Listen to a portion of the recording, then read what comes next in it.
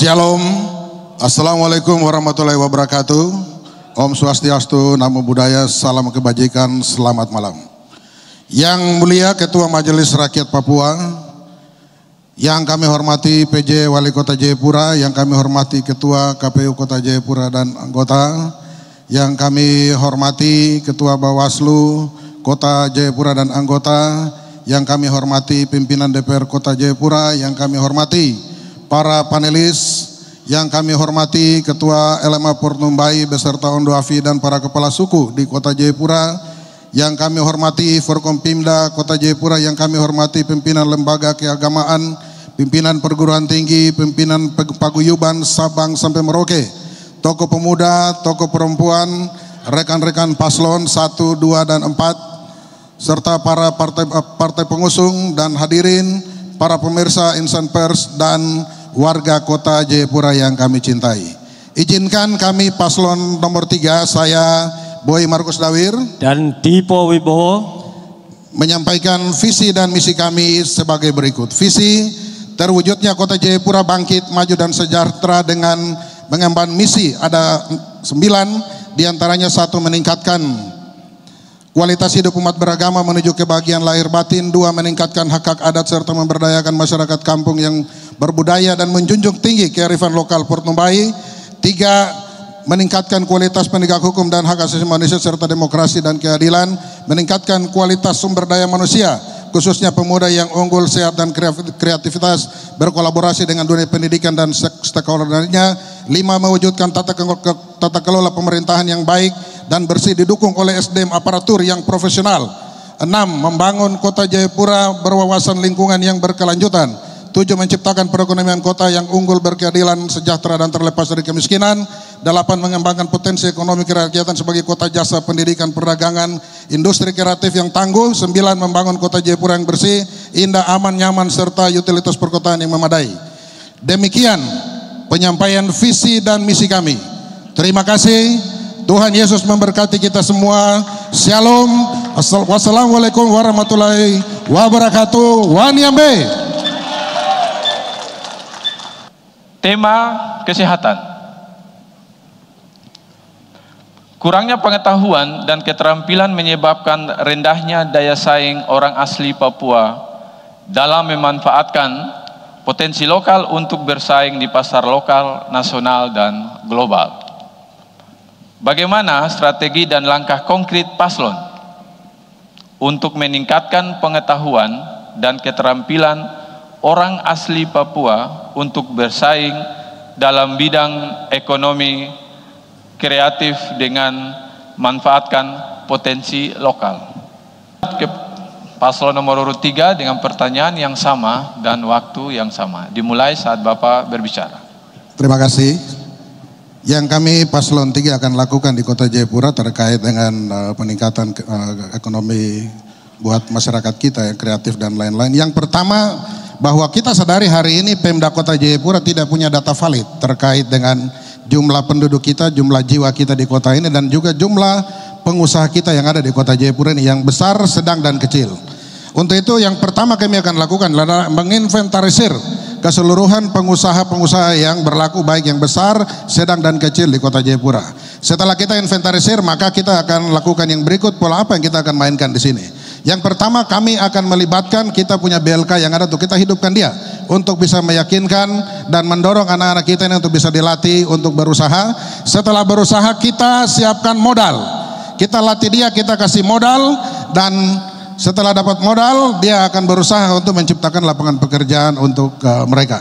Yang berikut, kami akan juga bekerja sama dengan seluruh pemangku adat, bapak-bapak Ondo Afi, kepala-kepala suku, untuk membuka ruang-ruang adat untuk bagaimana kita bisa manfaatkan ruang-ruang adat yang ada untuk mengembangkan ekonomi kreatif kita di Kota Jayapura. Karena mengingat hari ini Kota Jayapura adalah wilayah adat Portumbai di kota ini, sehingga kita harus menghargai para Ondo Afi, kepala suku, untuk kita membuka ruang. Karena walaupun kita bikin program setinggi manapun, kalau tidak kita dapat anak adat di tempat ini untuk kita mau lakukan program-program kita, bagaimana kita bisa melakukan itu. Yang berikut, bukan hanya kita Pemda Kota, tapi kami juga akan bekerja sama dengan Pemda Provinsi, pemerintah pusat, untuk bagaimana mendorong usaha-usaha atau bantuan-bantuan untuk menggerakkan UMKM kita, ekonomi kreatif kita, anak-anak muda kita ini untuk bisa berusaha tidak mengandalkan untuk jadi ASN, jadi TNI Polri atau jadi dosen untuk dapat uang, tetapi dengan berusaha mereka bisa dapat uang di Kota Jayapura untuk kepentingan kehidupan mereka hari ini, besok, dan yang akan datang. Terima kasih, Tuhan berkati kita. Subtema kualitas hidup masyarakat orang asli Papua. Prinsip otonomi khusus Papua adalah keberpihakan, perlindungan dan pemberdayaan terhadap orang asli Papua dalam semua sektor di Kota Jayapura.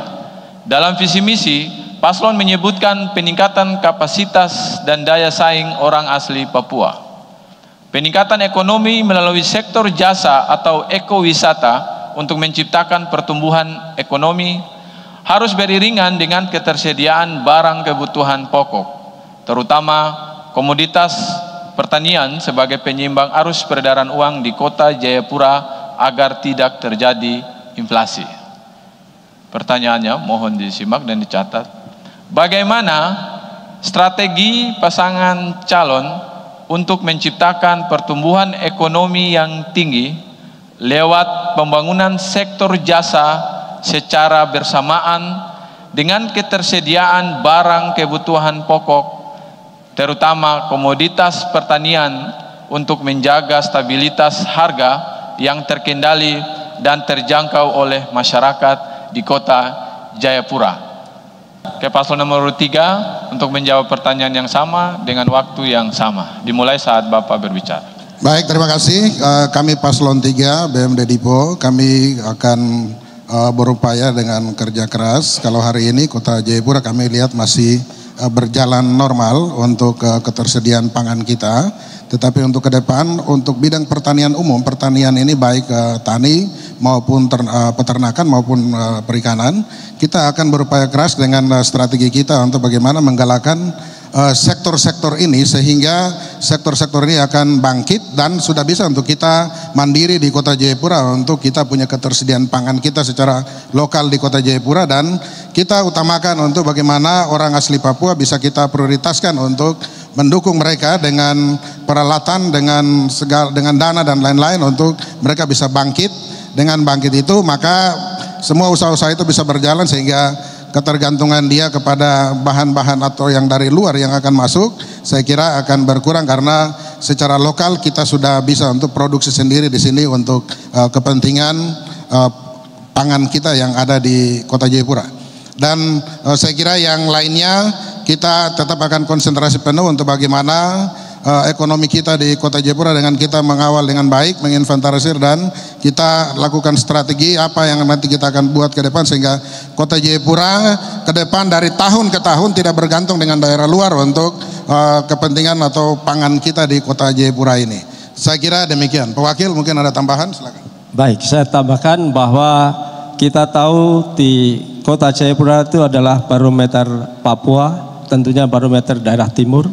Nah, kita hari ini selalu melihat terutama untuk di sektor pertanian, bagaimana petani selalu disampaikan kehilangan pupuk, kekurangan pupuk, infrastruktur yang tidak memadai. Ini yang akan kita gerakan BMD Dipo akan melakukan pekerjaan seperti itu. Waktu habis. Hadirin dan pemirsa, kita kembali lagi ke dalam debat publik putaran pertama pasangan calon wali kota dan wakil wali kota Jayapura tahun 2024. Di segmen ketiga ini masih sama, yaitu pendalaman visi dan misi program kerja dari masing-masing paslon yang akan menjawab pertanyaan yang telah disiapkan oleh panelis, dan subtema kualitas hidup masyarakat orang asli Papua.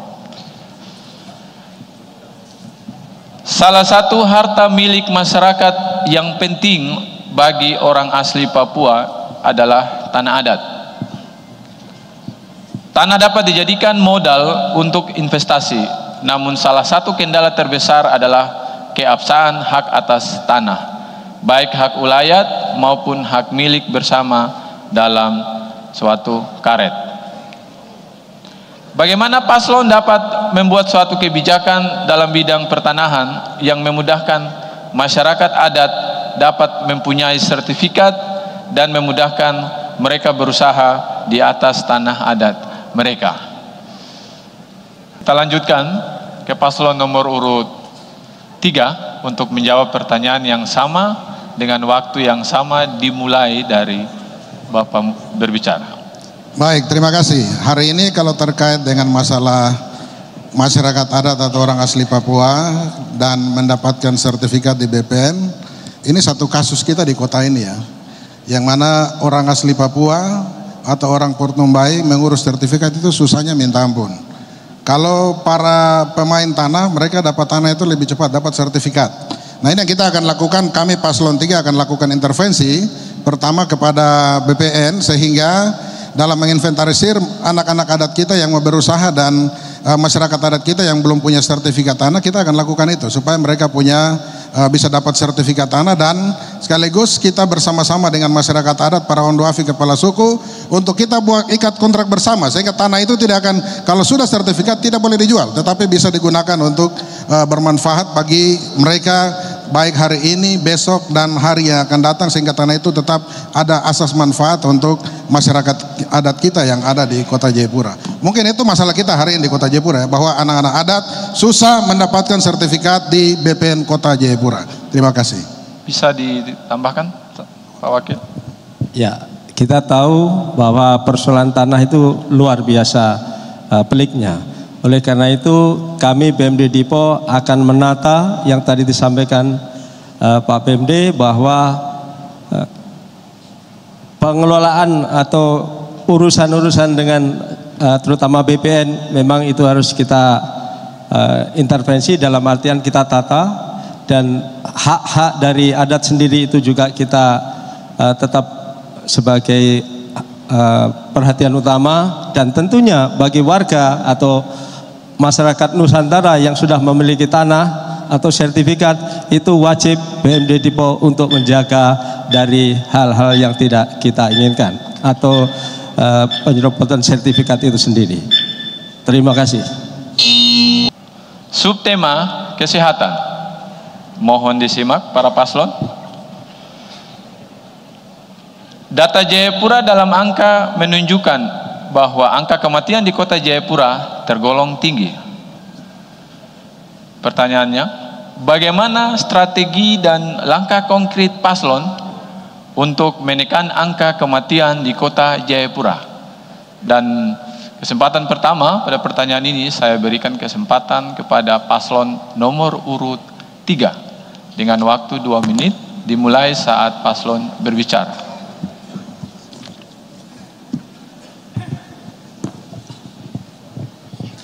Baik, terima kasih. Untuk mengantisipasi agar angka kematian di Kota Jayapura ini dari tinggi menjadi rendah, satu, kita akan memperbaiki fasilitas kesehatan kita yang ada di puskesmas kita. Kita akan memperbaiki dengan menambah dokter, menambah peralatan, kemudian mengalokasikan obat yang cukup, dan pelayanan yang hari ini buka jam 7.30 dan tutupnya jam 11.30. Besok kami Paslon 3 kami akan lakukan di puskesmas kita buka 24 jam bagi pelayanan masyarakat kita yang ada di Kota Jayapura. Yang berikut, kita di Kota Jayapura ini sudah dalam predikat Universal Health Coverage, yaitu backupan BPJS bagi 95% warga Kota Jayapura, dengan angka kita yaitu yang di cover sebanyak 354.924 jiwa atau 85,52%, baik yang didukung oleh pemerintah pusat, kemudian yang dilaksanakan oleh PNS, TNI, Polri, honorer, perangkat desa, juga peserta mandiri, pekerja swasta, pensiunan, bantuan pemerintah Kota Jayapura yang sudah ada hari ini, sehingga kita juga akan memudahkan warga kota bagi yang BPJS-nya, BPJS kesehatannya non aktif, tetapi kita akan lakukan kalau dia itu non aktif dan dia sakit, maka cukup dengan rekomendasi dari Dinas Sosial Kota Jayapura untuk yang bersangkutan bisa berobat. Dan saya kira mungkin dengan kita lakukan misi ini atau program ini akan menurunkan kita punya masalah kematian kita atau yang tinggi hari ini. Yang berikut, kami juga akan bekerja sama dengan rumah sakit baik pemerintah provinsi dan juga rumah sakit TNI Polri yang ada, sehingga bisa mengcover masyarakat Kota Jayapura yang hari ini banyak di Kota Jayapura yang berobat ke rumah sakit yang lain, pemerintah maupun provinsi maupun swasta yang ada di Kota Jayapura, untuk supaya masyarakat Kota Jayapura waktu berobat. Habis.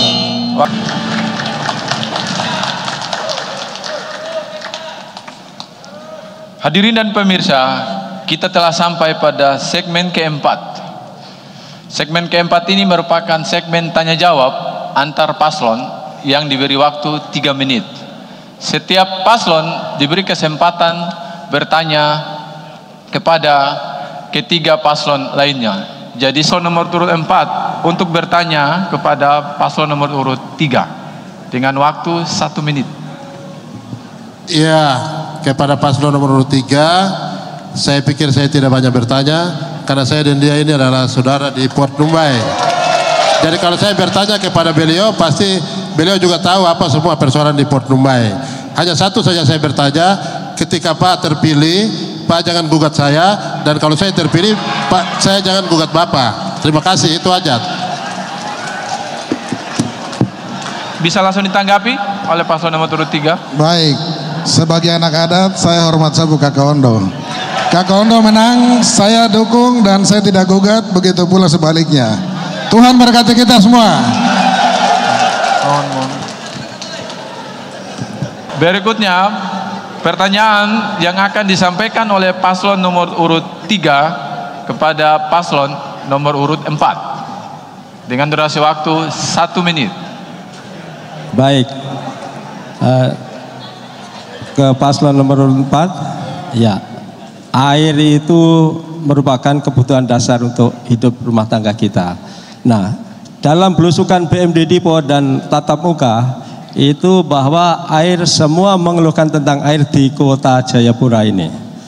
Nah, sesuai amanat Undang-Undang Dasar 45, air adalah kekayaan alam yang diperuntukkan atau dikelola sebesar-besarnya untuk kemakmuran rakyat.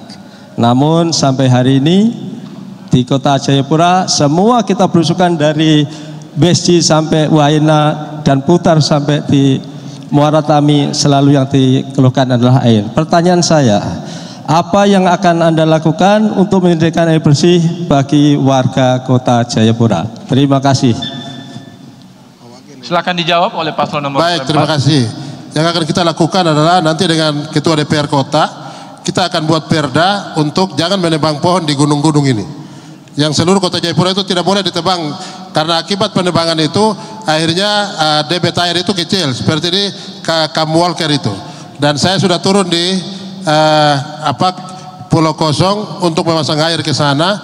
Itu tinggal untuk, saya sudah bantu juga, mereka akan dipasang dalam waktu dekat. Jadi air ini kebutuhan masyarakat utama, tetapi sumber air di kota Jayapura ini menjadi kecil akibat daripada jumlah penduduk yang ada, dan ada yang penebangan hutan di atas gunung sehingga pohon itu tidak dapat menahan air, sehingga itu menjadi kekurangan air bagi kota Jayapura. Sehingga kita akan buat perda nanti dari DPRD kota Jayapura dengan pemerintah untuk melarang, dan kita akan bawa Satpol PP, polisi, dan ini untuk melarang semua penebangan di hutan di kota Jayapura. Terima kasih.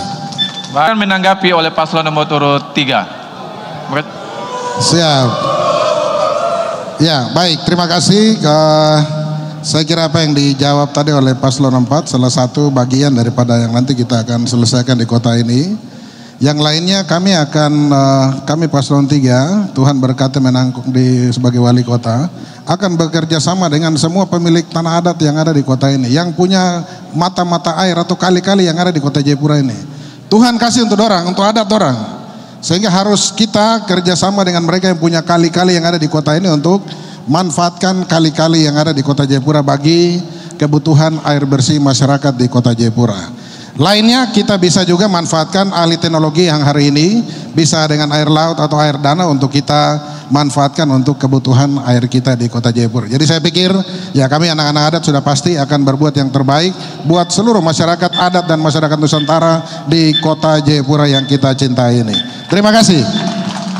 Paslon nomor urut 3 akan bertanya kepada paslon nomor urut 1. Waktunya 1 menit dimulai saat Bapak berbicara.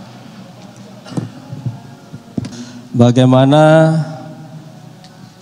pasangan nomor urut 1 Anda memberi porsi pada istri Anda sebagai istri wali kota atau wakil wali kota untuk berpartisipasi dalam pembangunan kota Jayapura? Karena apa? Sebagai istri itu juga cukup mempengaruhi pada para sang suami, terutama untuk menentukan kebijakan-kebijakan. Kadang di dalam hal-hal tertentu tidak bisa dilakukan bersama-sama, tukar pendapat dan segala macam. Kalau sampai ini juga tidak baik, artinya kita bisa mempengaruhi dengan kebijakan-kebijakan mungkin yang bisa kurang pas begitu untuk Kota Jayapura. Baik, cukup, silakan langsung dijawab oleh paslon nomor urut 1. Terima kasih pasangan nomor urut 3 atas pertanyaan. Ini bicara mengenai pemberdayaan perempuan. Iya, istri wali kota adalah perempuan, bukan laki-laki. Baik, istri wali kota adalah sebagai ketua tim penggerak PKK Kota Jayapura, ketua tim penggerak PKK yang pertama. Yang kedua, ketua Dekranasda. Yang ketiga adalah Bunda PAUD. Jadi perannya sangat banyak sekali. Peran untuk keluarga, peran untuk kesehatan, peran untuk pendidikan, Bunda PAUD. Jadi perannya sangat ganda dan itu sangat sekali membantu. Tinggal sekarang kembali kepada personal bagaimana istri wali kota bisa berperan aktif. Kemudian istri wakil wali kota adalah ketua gabungan organisasi wanita. Peraturannya jelas, membawahi seluruh organisasi wanita yang ada di Kota Jayapura untuk berkolaborasi, bermitra dengan pemerintah untuk membangun masyarakat di kota. Terima kasih. Berikutnya silakan ditanggapi oleh paslon nomor urut 3. Baik, terima kasih untuk paslon nomor 1.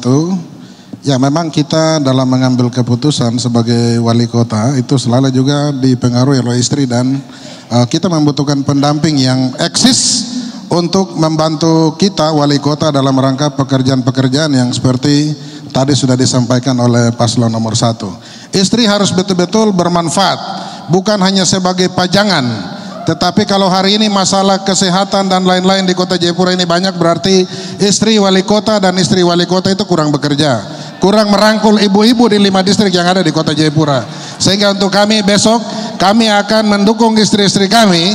Tuhan percayakan jadi wali kota dan wakil, kami akan memberikan porsi yang cukup untuk menggerakkan istri-istri supaya juga bekerja, membantu suami, mengurus rakyat di Kota Jayapura ini menuju rakyat yang sejahtera, makmur, adil di Kota Jayapura. Terima kasih.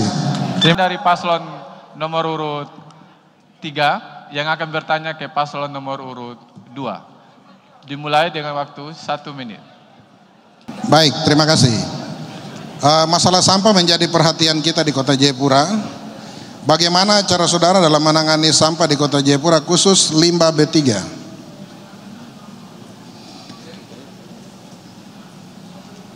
Bisa langsung dijawab sama paslon nomor urut 2.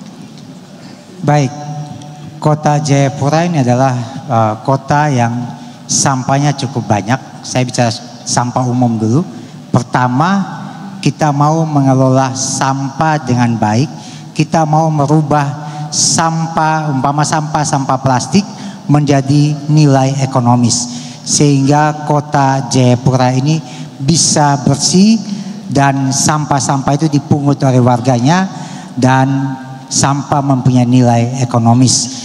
Itu yang kita lakukan di Kota Jayapura dengan cara kita akan menyiapkan pengelolaan sampah plastik, ya, juga bagi sampah-sampah lain sehingga kita bisa kelola sampah yang ada di Kota Jayapura menjadi manfaat atau mempunyai nilai ekonomis bagi kita, terutama untuk waktu habis ya. Terima kasih. Cukup, waktu habis. Selanjutnya silakan ditanggapi oleh paslon nomor urut 3.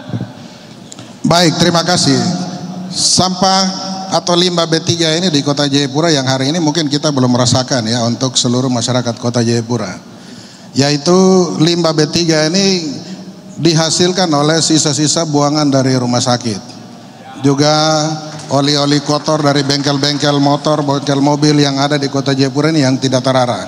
Sehingga besok atau B3 itu bahan beracun berbahaya. Nah, kita belum rasakan hari ini. Nah, namun yang kita rasakan hari ini khusus kami masyarakat asli Port Numbai terutama yang ada di Teluk Yotefa, itu kiriman-kiriman sampah biasa ya, plastik-plastik dan lain-lain yang sudah masuk di teluk ini, itu yang mungkin tadi paslon 2 sudah menjawab itu untuk mengelola dengan baik. Tetapi untuk sampah yang khusus B3 ini harus dialokasikan tempat khusus untuk lakukan pembakaran sehingga dia tidak buang sembarangan. Nah, karena kalau dia buang sembarangan ke laut, maka ikan-ikan yang nanti kita akan konsumsi itu akan menjadi ikan yang beracun. Mungkin hari ini belum kita rasakan, tapi hari yang akan datang. Cukup waktu dan kesempatan. Yang pertama saya berikan kepada paslon nomor urut 2 untuk bertanya kepada paslon nomor urut 3 dengan waktu 1 menit. Kepada paslon nomor 3, kami tahu bahwa banyak program yang disampaikan oleh paslon nomor 3. Salah satunya adalah konsep soal sekolah yang murah. Kami mohon bisa menjelaskan konsep biaya sekolah yang murah itu seperti apa. Dan kita tahu bahwa setiap sekolah mempunyai beban biaya yang berbeda-beda. Kita juga tahu bahwa tingkat ekonomi pendapatan setiap keluarga juga berbeda-beda. Tolong jelaskan nilai biaya sekolah murah itu berapa yang besar yang dimaksudkan, dan untuk berapa banyak siswa yang mau dibiayai. Karena kami tahu bersama murah menurut saya dan murah menurut Pak Wakil itu berbeda. Setiap orang punya murah berbeda. Silakan menjelaskan. Cukup. Silakan langsung dijawab oleh paslon nomor urut 3. Baik, terima kasih. Kalau kita melihat item yang hari ini menjadi keluhan masyarakat Kota Jayapura terkait dengan biaya di sekolah, ada biaya masuk sekolah, ada uang baju, ada uang buku, ada uang SPP, dan ada uang pembangunan sekolah, ada uang juga untuk pengadaan meja kursi dan juga pengadaan komputer. Nah, kami punya waktu ada di bulan Februari, Maret, April, dan Mei untuk kita akan evaluasi kenapa sekolah hari ini dia kasih biaya mahal untuk siswa-siswi sekolah yang akan masuk. Baik mulai misalnya hari ini kalau Pemda Kota sudah alokasi dari tingkat PAUD, TK, SD, SMP, SMA, SMK, maka kita akan evaluasi ini sehingga angka yang hari ini misalnya di tahun ajaran 2024-25 mungkin dia masih di angka 5 juta, tahun 2025 untuk tahun ajaran 25-26 kita akan pastikan untuk angka ini harus turun, dan yang lain yang bisa diambil alih oleh pemerintah kota kita akan ambil itu untuk pemerintah kota yang lakukan pengadaan di sekolah-sekolah sehingga kita bisa dapatkan biaya. Cukup, waktu habis. Selanjutnya silakan ditanggapi oleh paslon nomor urut 2. Menurut kami kalau masih ada biaya yang harus dibayarkan oleh siswa, itu akan menjadi beban bagi orang tua siswa, dan beban yang ada itu mengakibatkan ekonomi atau biaya hidup kita tinggi, sehingga akan menjadi beban untuk persoalan keluarga kita. Kalau biaya hidup kita turun, maka kesejahteraan akan terjadi di Kota Jayapura, terutama untuk orang tua siswa kita. Saya pikir ada mau ditambah? Cukup dari saya, cukup. Baik, kalau kami melihat bahwa sekolah murah itu bukan solusi. Yang kita ingin adalah sekolah gratis. Sekolah gratis. Karena mau murah pun tetap menjadi beban. Kenapa kami ingin sekolah gratis? Pertama, pasti akan cermati mengenai anggaran belanja daerah kita. Kita akan efisiensikan pengeluaran. Kita akan pakai skala prioritas sehingga ada dana yang kemudian kita bisa kelola untuk pendidikan. Paslon nomor urut 1 bertanya kepada paslon nomor urut 3. 1 kepada 3. Berbicara mengenai masalah pendapatan dan pengangguran, itu ada hubungan. Di Kota Jayapura, pengangguran itu kurang lebih 9,7%.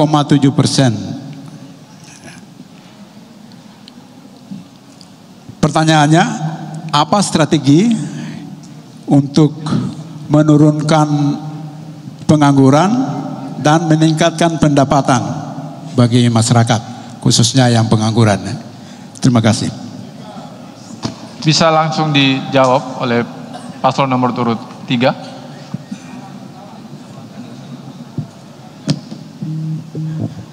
Baik, terima kasih paslon nomor 1.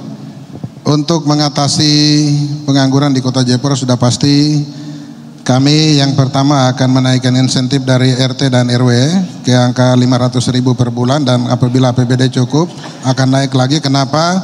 untuk kita sama-sama dengan pemerintah terkecil di bawah menginventarisir berapa banyak jumlah pengangguran kita yang ada di Kota Jayapura, dan kita sudah paslon 3 sudah punya strategi untuk kita membangun sektor perikanan, peternakan, pertanian untuk menyerap tenaga kerja yang pengangguran kita yang ada Kota Jayapura. Juga kita intensifkan, kita punya BLK baik di kota maupun provinsi kerjasama untuk bagaimana ciptakan tenaga kerja kita yang mampu untuk bisa bersaing, dan kita beri modal dan beri mereka ruang untuk bisa berusaha. Dengan demikian masalah pengangguran di Kota Jayapura kita bisa turunkan angka yang tadi 9,7% itu menjadi 5 atau 4% di Kota Jayapura. Waktu habis. Selanjutnya silakan ditanggapi oleh paslon nomor urut 1. Baik, terima kasih jawaban dari pasangan nomor urut 3. Beberapa strategi yang mestinya juga harus dilakukan adalah yang pertama,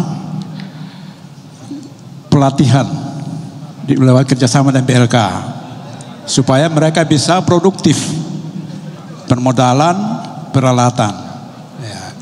Yang berikutnya juga adalah bagaimana kita mendorong supaya para penganggur itu ataupun juga yang belum mendapatkan pekerjaan itu bisa dengan program-program padat karya ataupun juga pengembangan ekonomi, jadi menumbuhkan pendapatan, berarti membuka. Yang terakhir adalah kita mendorong investasi untuk bisa membuka lapangan pekerjaan, untuk mendorong untuk itu. Terima kasih. Waktu kita telah sampai pada segmen terakhir atau segmen ke-6. Di segmen yang ke-6 ini adalah closing statement yang akan disampaikan oleh masing-masing paslon dengan waktu 1,5 menit atau 1 menit 30 detik. Pemimpin adalah orang yang mampu memberikan teladan untuk semua. Kami BMD Dipo bersyukur dapat berdiri sampai malam ini. Kami telah melangkah berkampanye menyusuri distrik, kelurahan, kampung, gang sampai ke lorong-lorong Kota Jayapura, bertemu dengan begitu banyak warga, dan dari sorotan mata mereka semua memiliki harapan yang besar agar kita bisa lebih maju dan sejahtera. Bila Tuhan berkenan dan rakyat menaruh kepercayaan pada kami berdua, kami akan amanah dan kehormatan yang diberikan oleh warga harus kami jaga dan junjung tinggi. Jadikanlah kami sebagai sahabat, teman, orang tua untuk semua.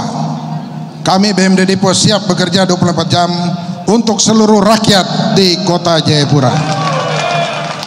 Jangan lupa 27 November 2024 pastikan Kota Jayapura aman, datang ke TPS masing-masing, dan jangan lupa pilih nomor 3 BMD Dipo. Tuhan Yesus memberkati kita semua. Shalom, wassalamualaikum warahmatullahi wabarakatuh. Wanyambe.